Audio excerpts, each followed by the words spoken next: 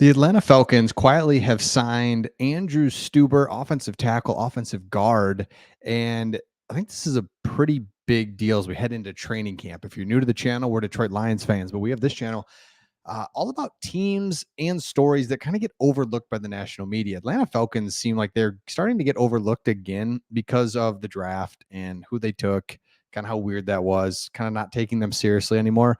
But it's like, man, it's still a really good team. We'll get to that in just a second. So if you're new to the channel, love if you would subscribe. You can watch the whole video or watch the video first. Don't just subscribe. But okay, here we go. Andrew Stueber from Michigan, big Michigan fan, up here in Michigan. So know a lot about this guy. So we'll talk about him, and then we'll look at some other things as well that's happening here kind of as we get ready for training camp. He was drafted by the Patriots in the 7th round in 2022. He then spent his rookie season on the non-football injury list, and then last year, sophomore season, on the practice squad. He has yet to take a live NFL snap, which I find just fascinating because quickly on him, remember, he was part of the Michigan he was at the start of when Michigan really became a dominant offensive line under Jim Harbaugh, and they've really been the best offensive line the last 3 years before, of course, Jim Harbaugh goes off to the Chargers. But he played all 5 positions, I believe, at one point on the offensive line. He was part of that 2021 team that beat Ohio State. He was the big time anchor, the main player. He's massive. He's got all the pro makeup size wise. So it's like, okay, what the heck? Why is he not playing more? So as we look at him and talk about what you can expect from him, well, here's the thing.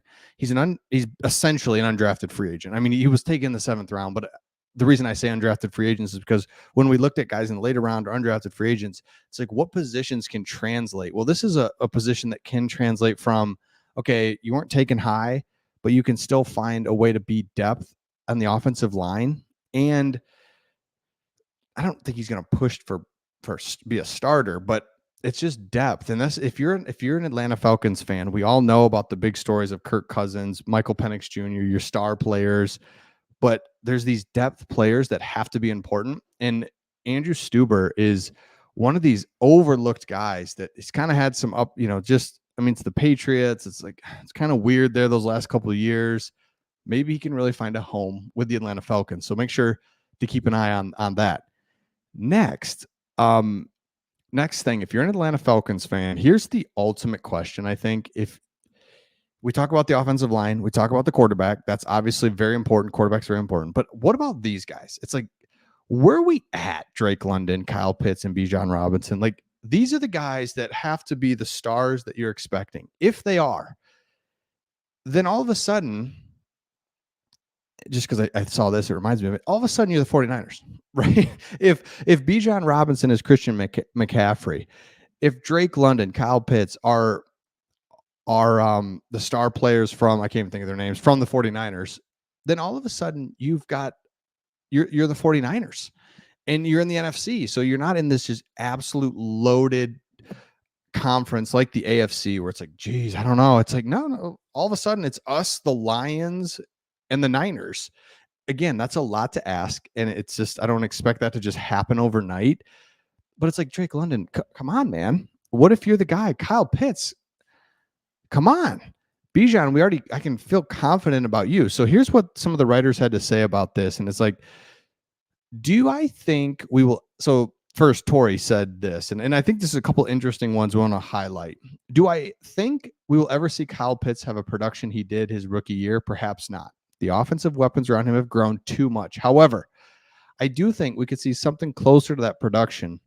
Or do I think I could see it? Absolutely. And maybe it's wishful thinking, but I think we could see that production soon. Makes a good point here. Kyle Pitts, rookie year, is like, let's go. Falling off. There's other pieces around him, but you still need to see, like, all right, that is the type of thing. And so do I expect over the course of the year to have that production that you had his rookie year? Maybe not. And that's fine. But I need to see a game where it's just like 9 catches, 143, 2 touchdowns. I need to see a couple games like that. And then the other games, some other guys step up. That's what I would really like to see. Pitts is as healthy as he's been since sustaining a season-ending knee injury in his sophomore season. You saw him out at practice almost every day this spring, and he looks the part. Get off his fast. His brakes are crisp. His form has returned. As Raheem Morris said not long ago, a healthy Kyle Pitts is a dangerous Kyle Pitts and someone the Falcons think very high of. The 2024 season is a linchpin for Pitts and the way we talk about him in the years to come. Pitts is the X factor. He has to be there. I mean, it's a huge part for Kirk Cousins, the whole thing. Will McFadden said, I'm genuinely excited to see Pitts in London this season with Cousins behind center and a different offensive design in place. We could just park right there. Like, that's it.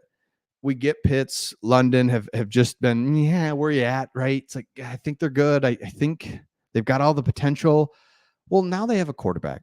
Now they've got a good offensive line. They've kind of had that, but like, you need a quarterback. And so if they can't succeed with Kirk Cousins, then okay, it's just not going to happen. But what happens when you get Kirk Cousins? Now you're running the ball with Bijan Robinson. Now it all has come together offensively and just kind of like the Lions have done. It's like, all right, you know what? Your offense is your team. You're going to put up points. You're led by your offense. And we all know defense is important. Defense wins championships. You can say whatever you want. Go score points. And then the defense is like, all right, they can play looser. Football is such a complimentary game, and we all know that. So that's it right there. Kirk Cousins, go make these two great. Robinson, we know you're good.